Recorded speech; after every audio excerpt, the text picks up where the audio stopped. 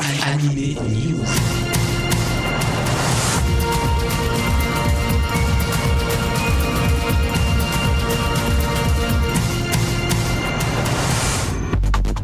Salut à tous, vous êtes bien sur Générique Kids, c'est Alex avec vous pour votre rendez-vous hebdomadaire avec le manga, l'animation japonaise. Comme chaque semaine, il est l'heure d'Anime News et au menu de ce 201e Anime News, je vais vous parler des éditions Kiun, de Black Box, de Nobi Nobi, des éditions Glénat ainsi que des éditions Ototo, ça c'est pour la partie manga et lecture. Je vous parlerai musique avec un concert qui va se tenir au Grand Rex et puis on terminera avec de la vidéo, c'est chargé du côté de chez Netflix, Crunchyroll, Kazé, All Anime, Canal J et G1. Amateurs de musique classique et amateurs de Senseiya, vous allez vous retrouver sur Paris, au Grand Rex, le 18 octobre, puisque c'est à cette date que se tiendra le Pegasus Symphony, un concert entièrement dédié à Senseiya. Sur scène, vous pourrez écouter les plus belles musiques, les plus beaux thèmes composés par Seiji Yokoyama pour cette série, et rejoué, réinterprété par un véritable orchestre classique.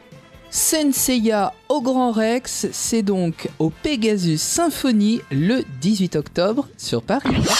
À présent, je vous parle manga avec de la lecture qui s'annonce chez Kiun, un grand titre prometteur annoncé pour le 22 janvier prochain, donc début 2015.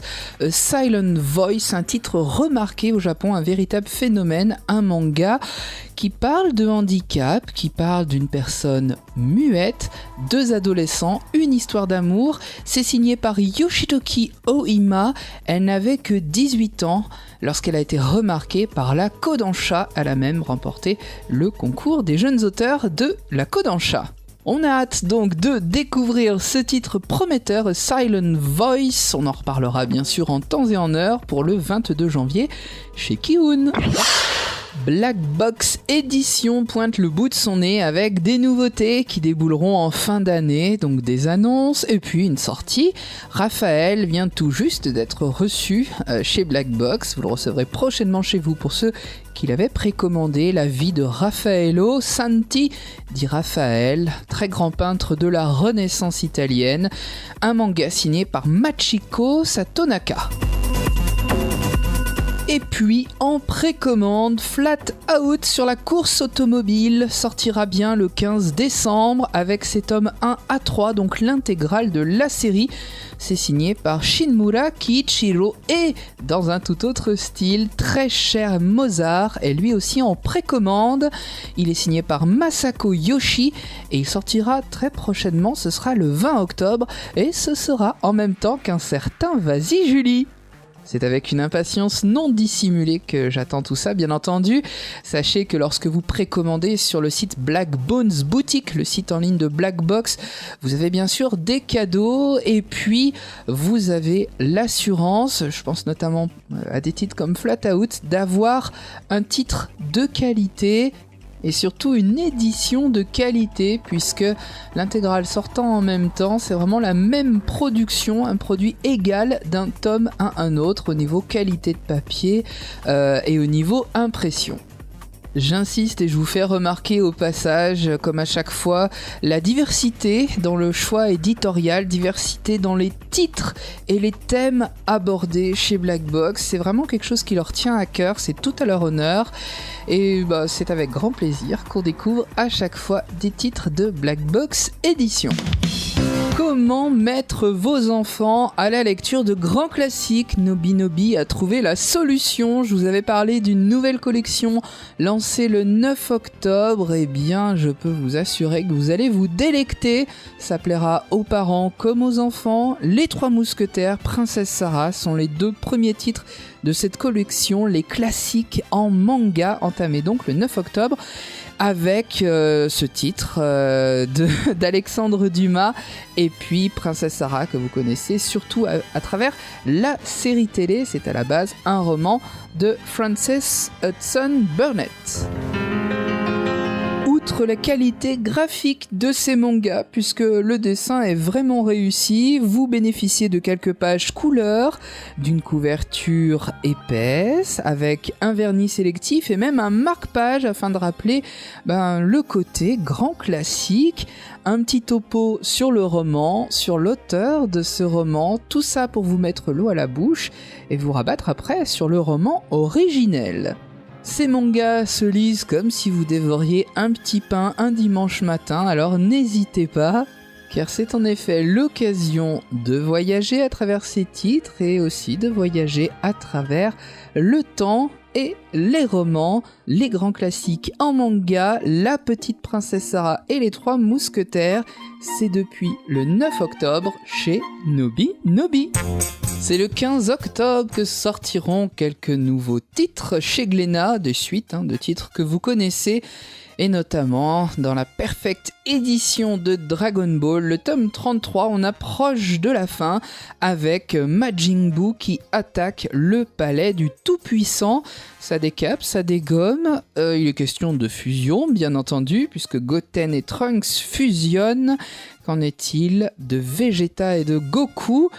Eh bien vous le saurez en lisant Dragon Ball Perfect Edition, toujours avec quelques pages couleurs, un format un peu plus grand, une édition luxueuse, tome 33, chez Glénat. Et puis ça tombe bien, on est dans la même époque en parallèle avec Dragon Ball Z, 10e film, son titre, c'est Rivaux dangereux avec le retour de Broly, Super Broly qui revient et qui s'en prend à Goten et à Trunks. C'est un animé comics, c'est en couleur, tout en couleur, c'est chez Glénat et c'est sorti aussi le 15 octobre. Une histoire de vengeance qui se poursuit dans la suite de Kenshin, second et dernier tome pour Kenshin Restauration, signé par Nobuhiro Watsuki qui a repris donc son manga après de nombreuses années. Et on peut dire qu'on ne boude pas notre plaisir en nous plongeant à nouveau dans les mésaventures de notre vagabond préféré, Kenshin Restauration, donc second tome signé par Nobuhiro Watsuki. Et enfin, l'un de mes titres préférés, preuve s'il en est que les Japonais savent aborder d'autres choses que les combats dans les mangas, Les Gouttes de Dieu déjà avec son tome 34, toujours signé par Tadashi Agi et Shu Okimoto, consacré bien sûr à l'œnologie. Et c'est enfin le face-à-face entre nos deux protagonistes, nos frères ennemis, puisqu'ils vont enfin confronter leurs deux visions du 10e apôtre. La description des vins est toujours aussi subtile, grandiloquente parfois, et le trait toujours beau et assuré. 44 volumes formeront au total la série. Les Gouttes de Dieu, tome 34, c'est aussi le 15 octobre aux éditions Glénat. Depuis la semaine dernière sont sorties aux éditions Ototo 2 suites de séries qui cartonnent. Je commence avec Fate Zero, 5e tome, toujours signé par Shinjiro Egen Urobuchi. Un 5e tome sanglant, riche en rebondissements, toujours aussi bien mis en scène. C'est vraiment magistral au niveau des combats. La guerre sainte fait rage et Saber a bien du mal à se débarrasser de Caster. Elle est secondée par Lancer qui est venu l'épauler. En parallèle, d'autres affrontements se développent, notamment au château des Hensbern. Avec ce 5e tome, on est vraiment en plein dans l'action. C'est aux éditions Ototo, Fate Zero, tome 5. Magdala, Terre de Rêve, Magdala Alchemist Path, second tome, toujours signé par Isuna Hasekura aux éditions Ototo, sorti la semaine dernière. Désespoir, choix, route à suivre, c'est ce qui vous attend dans ce second tome, et Kusla se retrouve vraiment face à un dilemme. Il veut atteindre cette terre de rêve qu'est Magdala, mais comment y accéder, d'autant plus que le désespoir s'empare de lui après la révélation donc de la mort de Thomas et du secret lié à cette mort. Quel est le but de la jolie Phénésis? C'est à découvrir dans Magdala Alchemist Path, second tome donc aux éditions Ototo. Un gros chat tout bleu bourré de gadgets fait son retour avec une nouvelle série sur la chaîne Boeing. À retrouver donc Doraemon, un chat dont la série a démarré en 1979 au Japon avec plus de 1700 épisodes. Une nouvelle génération pour Doraemon a pris le relais tant au niveau de la réalisation que du doublage en 2005. C'est cette nouvelle série, commencée donc en 2005, qu'on attend très prochainement. Ce sera au mois de novembre sur la chaîne Boeing. Doraemon est issu de l'imagination des frères Fujiko et Fujio, qui ont aussi créé Malicious Kiki. Doraemon est actuellement diffusé sur Boeing, mais c'est l'ancienne série, celle de 79, c'est assez marrant. On l'avait vu sur M6 il y a longtemps, au début des années 2000. Alors rendez-vous pour l'instant tous les jours à 8h15, à 13h, à 15h25, à 19h et ainsi de suite. Doraemon, c'est donc sur Boeing. La nouvelle plateforme Netflix sur laquelle vous pouvez visualiser des séries et des films se met au manga, l'animation japonaise. Je vous avais dit il y a quelque temps qu'elle accueillerait la série Wakfu. C'est chose faite. Et bien sachez qu'elle accueille aussi Knights of Sidonia, adapté du manga que vous connaissez, qui est édité chez Glénat. La série est donc disponible en simulcast sur Netflix. Et puis bientôt on parle de Seven Deadly Sins, un manga édité chez Pika, à découvrir donc sur la plateforme Netflix. Ces derniers temps, la plateforme Crunchyroll a fait le plein de simulcasts, alors n'hésitez pas à suivre mon compte Twitter, Alex_animé_GK, pour suivre ces simulcasts au jour le jour.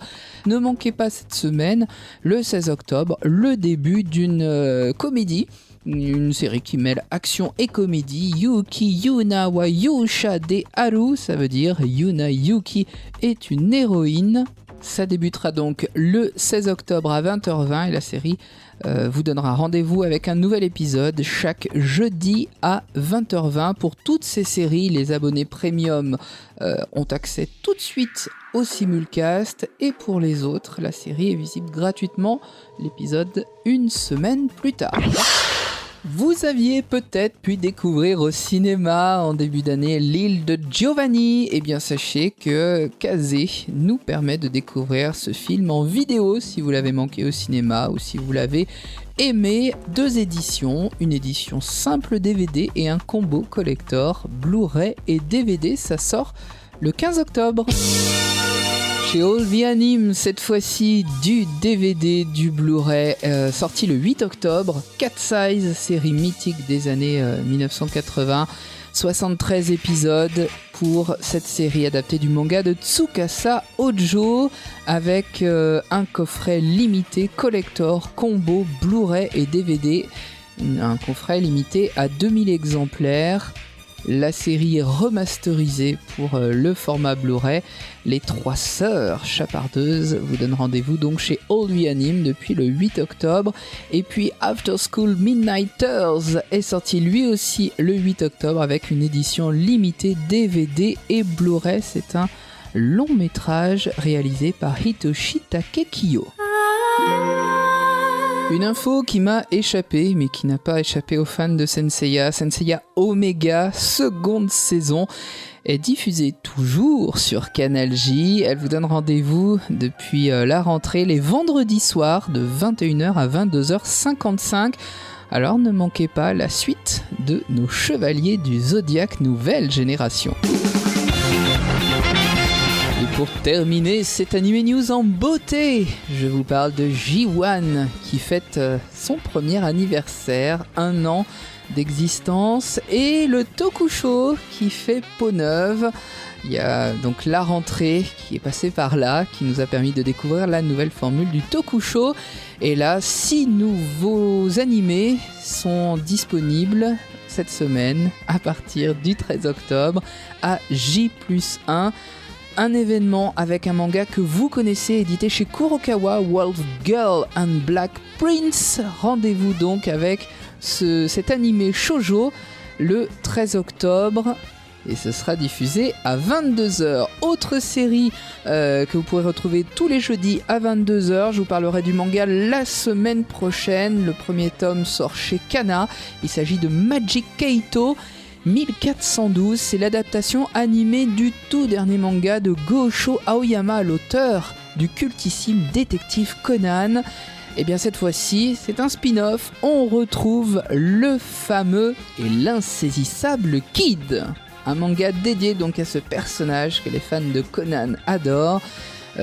Donc adaptation animée du manga de Gosho Aoyama tous les jeudis à 22h, tous les mardis à 22h. Vous avez rendez-vous sur J1 à J+1 avec Shirobako, où des petites jeunes filles, des lycéennes tentent de percer à la télévision, et puis des suites de séries que vous avez aimées.